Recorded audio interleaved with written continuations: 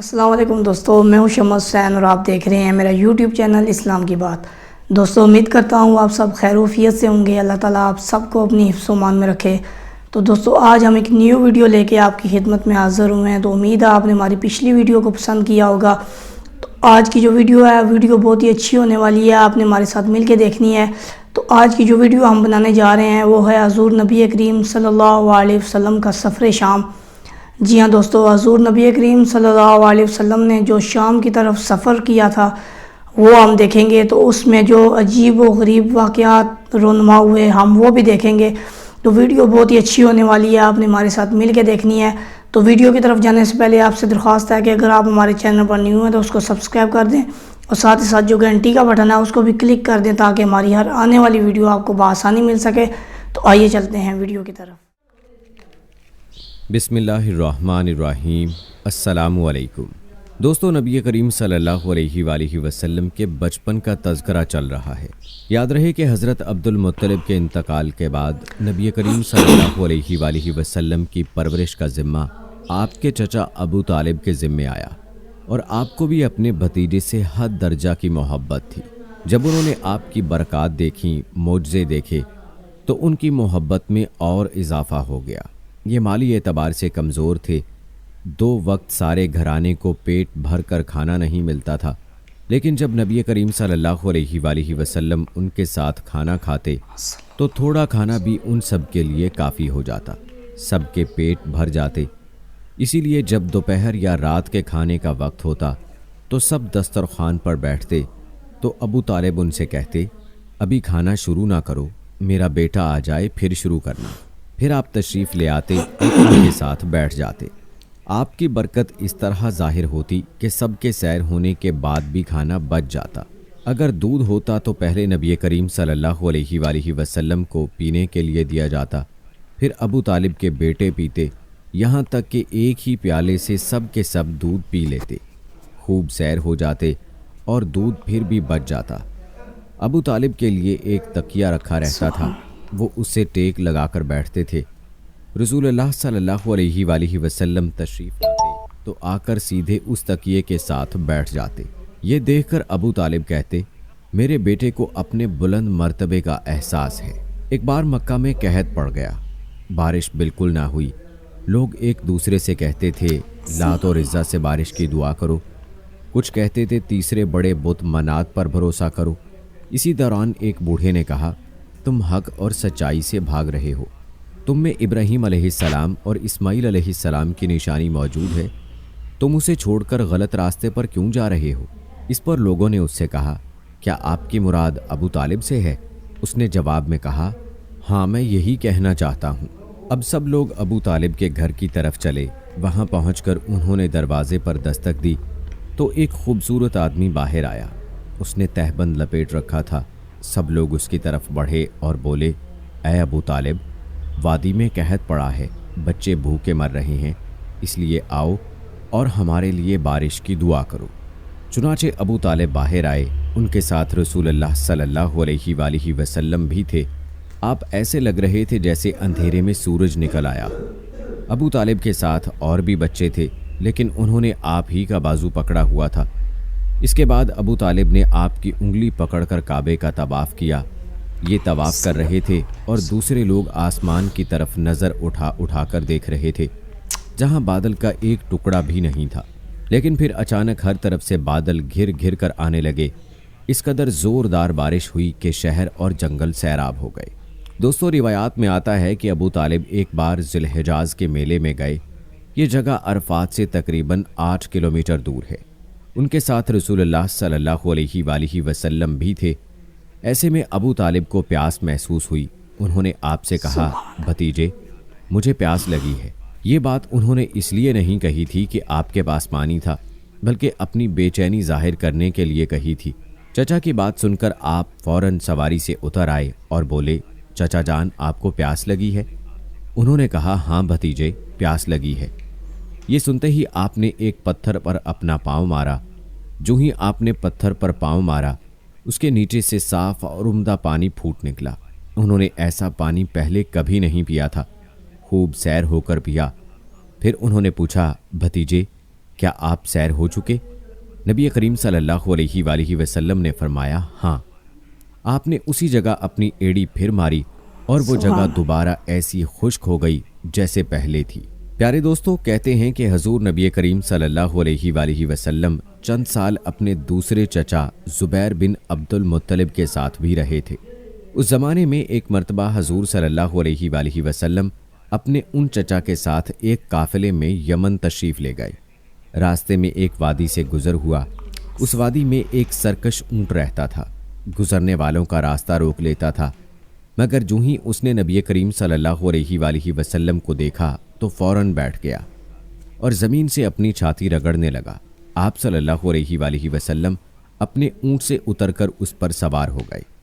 اب وہ اونٹ آپ کو لے کر چلا اور وادی کے پار تک لے گیا۔ اس کے بعد آپ نے اس اونٹ کو چھوڑ دیا۔ روایات کے مطابق یہ قافلہ جب سفر سے واپس لوٹا تو ایک ایسی وادی سے اس کا گزر ہوا جو طوفانی پانی سے بھری ہوئی تھی، پانی موجیں مار رہا تھا۔ یہ دیکھ کر آپ نے قافلے والوں سے فرمایا میرے پیچھے پیچھے آؤ۔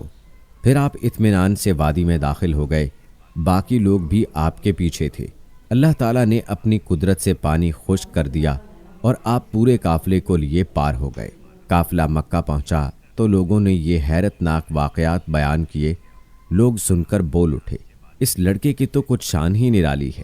ابن حشام لکھتے ہیں بنو لہب کا ایک شخص بہت بڑا قیافہ شناس تھا، یعنی لوگوں کی شکل و صورت دیکھ کر ان کے حالات اور مستقبل کے بارے میں اندازہ لگایا کرتا تھا۔ مکہ آتا تو لوگ اپنے بچوں کو اس کے پاس لاتے اور وہ انہیں دیکھ دیکھ کر ان کے بارے میں بتاتا تھا۔ ایک بار یہ آیا تو ابو طالب آپ کو بھی اس کے پاس لے گئے اور اس وقت آپ ابھی نوعمر لڑکے ہی تھے۔ قیافہ شناس نے آپ کو ایک نظر دیکھا، پھر دوسرے بچوں کو دیکھنے لگا۔ فارغ ہونے کے بعد اس نے کہا اس لڑکے کو میرے پاس لاؤ۔ ابو طالب نے یہ بات محسوس کر لی تھی کہ قیافہ شناس نے ان کے بھتیجے کو عجیب نظروں سے دیکھا ہے، لہٰذا وہ آپ کو لے کر وہاں سے نکل آئے تھے۔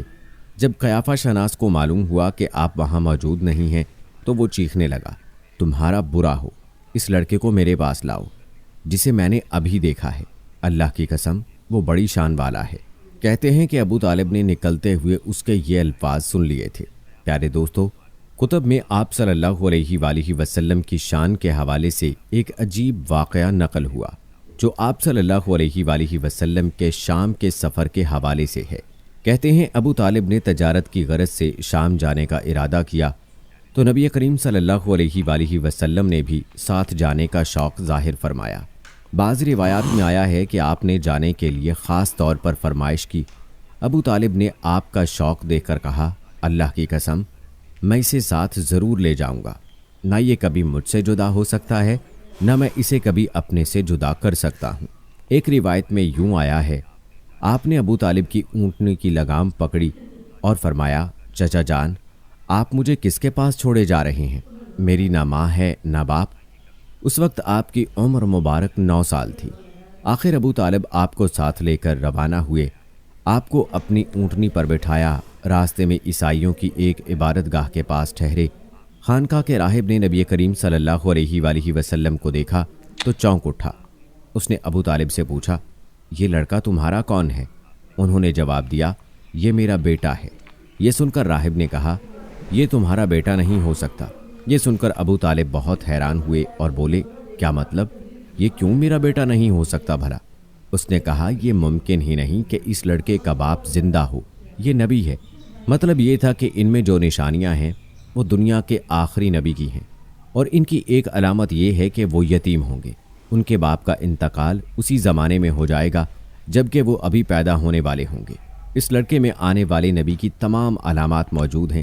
ان کی ایک نشانی یہ ہے کہ بچپن میں ان کی والدہ کا بھی انتقال ہو جائے گا۔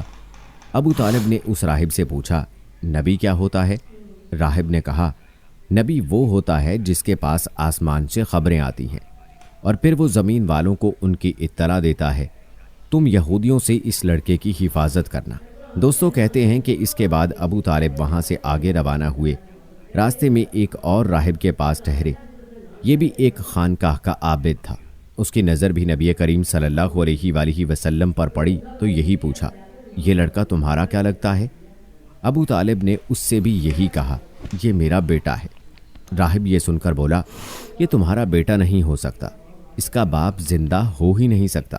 ابو طالب نے پوچھا، وہ کیوں؟ صلی اللہ راہب نے جواب میں کہا، اس لیے کہ اس کا چہرہ نبی کا چہرہ ہے، اس کی آنکھیں ایک نبی کی آنکھیں ہیں، یعنی اس نبی جیسی جو آخری امت کے لیے بھیجے جانے والے ہیں۔ ان کی علامات پرانی آسمانی کتابوں میں موجود ہیں۔ دوستو، روایات کے مطابق یہ قافلہ یہاں سے بھی روانہ ہو کر بصرہ پہنچا۔ یہاں بحیرہ نام کا ایک راہب اپنی خانقاہ میں رہتا تھا۔ اس کا اصل نام جرجیس تھا، بحیرہ اس کا لقب تھا۔ وہ بہت زبردست عالم تھا۔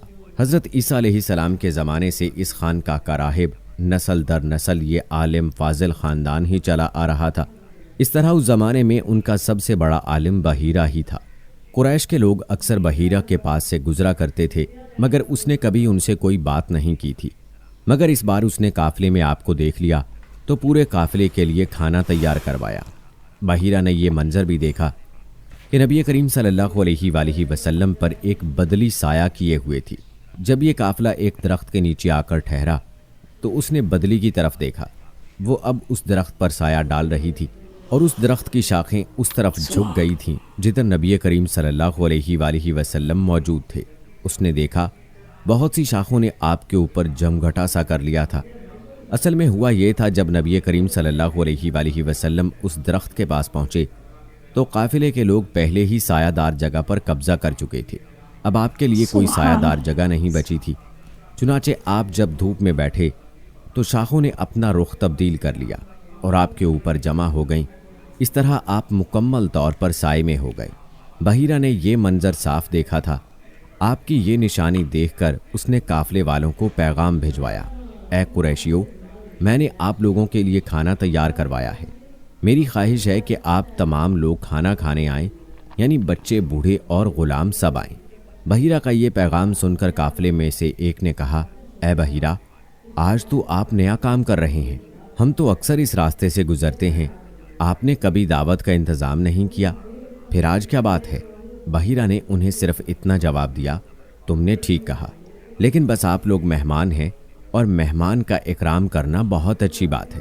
اس طرح تمام لوگ بحیرہ کے پاس پہنچ گئے، لیکن اللہ کے رسول صلی اللہ علیہ وآلہ وسلم ان کے ساتھ نہیں تھے، انہیں پڑاؤ ہی میں چھوڑ دیا گیا تھا۔ آپ کو قافلے کے ساتھ اس لیے نہیں لے جایا گیا تھا کہ آپ کم عمر تھے، آپ وہیں درخت کے نیچے بیٹھ گئے۔ ادھر بحیرہ نے لوگوں کو دیکھا اور ان میں سے کسی میں اسے وہ صفت نظر نہ آئی جو آخری نبی کے بارے میں اسے معلوم تھی، نہ ان میں سے کسی پر وہ بدلی نظر آئی، بلکہ اس نے عجیب بات دیکھی کہ وہ بدلی وہیں پڑاؤ کی جگہ پر ہی رک گئی تھی۔ اس کا صاف مطلب یہ تھا بدلی وہیں ہے جہاں اللہ کے رسول ہیں۔ تب اس نے کہا، اے قریش کے لوگوں، میری دعوت سے آپ میں سے کوئی بھی پیچھے نہیں رہنا چاہیے۔ اس پر قریش نے کہا، اے بحیرہ، جن لوگوں کو آپ کی اس دعوت میں لانا ضروری تھا ان میں سے تو کوئی رہا نہیں، ہاں ایک لڑکا رہ گیا ہے جو سب سے کم عمر ہے۔ بحیرہ بولا، تب پھر مہربانی فرما کر اسے بھی بلا لیں۔ یہ کس قدر بری بات ہے کہ آپ سب آئیں اور آپ میں سے ایک رہ جائے، اور میں نے اسے آپ لوگوں کے ساتھ دیکھا تھا۔ تب ایک شخص گیا اور آپ کو ساتھ لے کر بحیرہ کی طرف روانہ ہوا۔ اس وقت وہ بدلی آپ کے ساتھ ساتھ چلی اور تمام راستے اس نے آپ پر سایہ کیے رکھا۔ بحیرہ نے یہ منظر صاف دیکھا، وہ اب آپ کو اور زیادہ غور سے دیکھ رہا تھا اور آپ کے جسم مبارک میں وہ علامات تلاش کر رہا تھا جو ان کی کتب میں درج تھیں۔ جب لوگ کھانا کھا چکے اور ادھر ادھر ہو گئے تب بحیرہ آپ کے پاس آیا اور بولا، میں لات اور عزا کے نام پر آپ سے چند باتیں پوچھنا چاہتا ہوں، جو میں پوچھوں آپ مجھے بتائیں۔ اس کی بات سن کر آپ نے فرمایا، لات اور عزا کے نام پر مجھ سے کچھ نہ پوچھو، اللہ کی قسم مجھے سب سے زیادہ نفرت انہی سے ہے۔ اب بحیرہ بولا، اچھا تو پھر اللہ کے نام پر بتائیں جو میں پوچھنا چاہتا ہوں۔ تو آپ نے فرمایا، پوچھو کیا پوچھنا ہے۔ اس نے بہت سے سوالات کیے، آپ کی عادات کے بارے میں پوچھا۔ اس کے بعد اس نے آپ کی کمر پر سے کپڑا ہٹا کر مہر نبوت کو دیکھا، وہ بالکل ویسی ہی تھی جیسا کہ اس نے اپنی کتابوں میں پڑھا تھا۔ اس نے فوراً مہر نبوت کی جگہ کو بوسہ دیا۔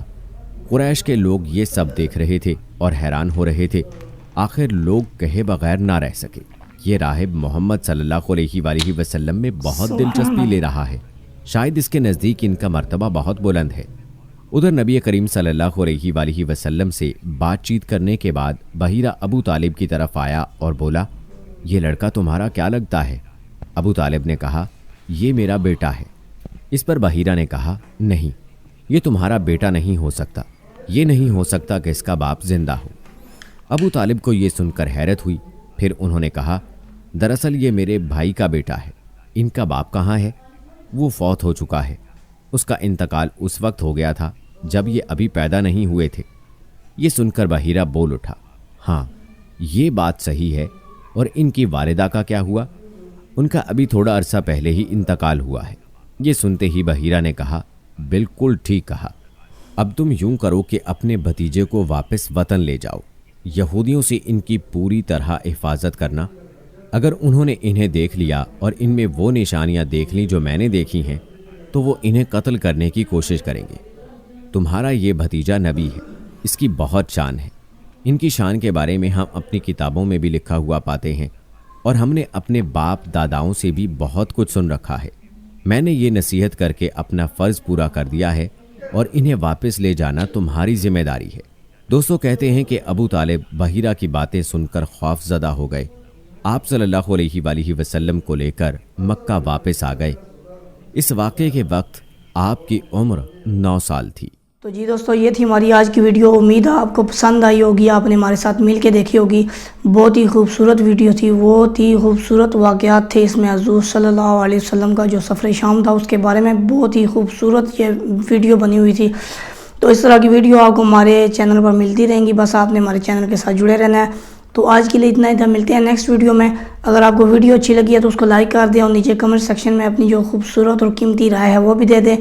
تو آج کے لیے اتنا ہی، ملتے ہیں نیکسٹ ویڈیو میں۔ اللہ حافظ۔